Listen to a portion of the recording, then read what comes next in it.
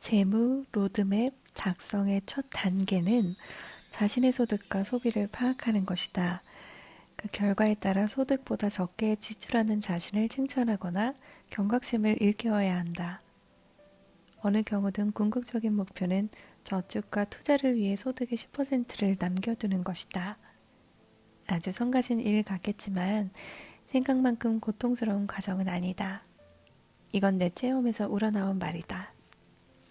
예산 수립은 개인적인 결정이다.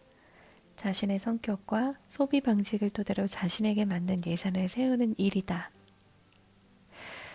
범주별로 지출 항목을 설정하고 구입 내용을 모두 기입한다. 나처럼 그게 너무 복잡하게 느껴지는 사람이라면 아마도 대략적인 예산 수립을 할 것이다. 이 경우 꼭 필요한 지출부터 재량 지출 순으로 적어 내려간다. 그리고 이렇게 작성된 지출 우선순위에 따라 실행하거나 지연시킨다. 현금의 흐름을 파악한 다음 지출을 조정한다.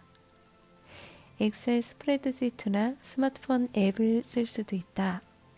공책에 기입하는 간단한 예산 수립 방법도 좋다. 심지어 예산을 짜는 도구로 봉투를 쓰는 사람도 있다.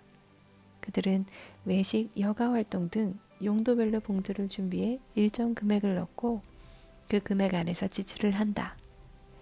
복잡하게 예산을 짤 필요는 없다. 예산 수립은 재무관리의 책임감을 갖도록 만드는 수단일 뿐이다. 첫 번째 목표는 지출보다 많은 돈을 버는 것이다. 그와 반대로 버는 것보다 많은 돈을 쓰고 있다면 현재 소비 습관부터 파악해야 한다. 자수성가형 백만장자인 드루리스는 20대 후반의 백만장자가 됐지만 욕구를 해소하기 위한 목적으로 돈을 흥청망청 쓰지는 않았다. 그와 그의 배우자는 현명하게 더 먼 미래를 위해 진지한 돈 관리에 대해 의논했다. 그리고 수입보다 적게 지출하기를 실천하기로 했다. 드루는 자신들의 결정을 이렇게 설명했다. 나는 20대 후반에 백만장자가 됐고 30대에는 수백만 달러의 현금이 개인 계좌에 있었습니다. 나는 그 돈을 모두 은행 금고에 넣어뒀습니다. 그걸 들여다보지도 만지지도 않았죠. 나는 그 돈을 금융회사에 맡기면서 내가 55세가 되는 25년 뒤에 찾으러 오겠다고 했습니다. 그때가 되면 아이들이 모두 쓸 수 없을 정도로 돈이 불어나 있겠죠. 그때까지는 아내와 나 둘 다 일해서 월급으로 살 겁니다. 당신은 어떤지 모르겠지만 나는 그의 말이 매우 인상 깊었다. 이 책에 소개된 자수성가형 백만장자 존 피어스는 25년간 투자 분야에서 일한 사람답게 자신의 미래 재무 계획을 훌륭하게 세워놓았다. 예산을 분석하라. 개선의 여지가 있는 부분을 찾아라. 재무제표에 소득보다 지출이 많은 것으로 나타나면 자신의 소비 방식을 반드시 바꿔야 한다. 자신이 돈을 어떻게 쓰는지를 파악한다. 필요에 의한 지출과 욕구에 의한 지출이 몇 %인가? 욕구에 의한 지출을 줄이기 위해 필요한 조치를 취하라. 의도한 지출만 하라. 이 조치만으로도 충동적 지출을 피하고 구매 계획을 수립하는 데 도움이 된다. 이런저런 핑계를 대며 흥청망청 쓰지 않는다. 단기 및 장기 재무 계획을 세워라. 단기 재무 계획. 주택이나 아파트 구입을 위해 저축을 계획한다. 또는 새 차가 필요할 때 현금 구입이 가능하도록 돈을 마련해 둘 수도 있다. 장기 재무 계획. 당신은 퇴직할 연도를 정해뒀을 것이다.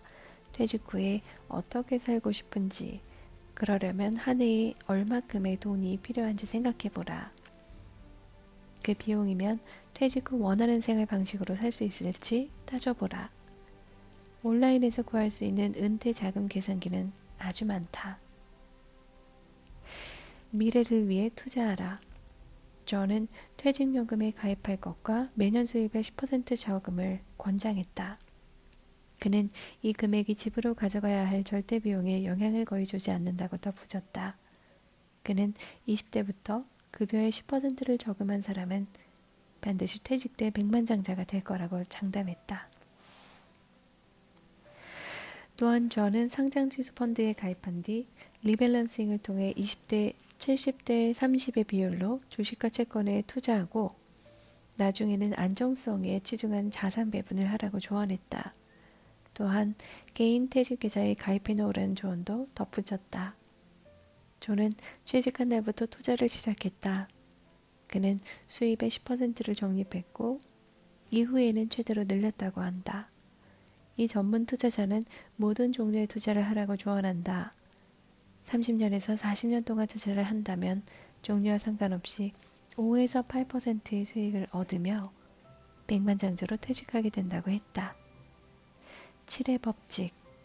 연이율이 10% 이상이면 7년마다 돈이 2배로 불어난다는 법칙을 찾아보고 복리이자의 위력을 이해하라는 것이다.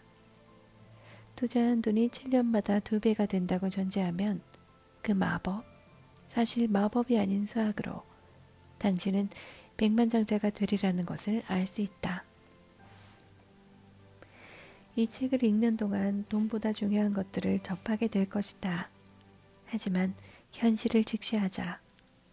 돈이 백만장자들에게 경제적 자유를 줬듯이 당신도 재물로드 맵을 작성하고 그 한계 내에서 생활한다면 경제력은 향상되고 스트레스는 줄어들 것이다. 지출에 끌려다니기보다는 지출을 통제하라.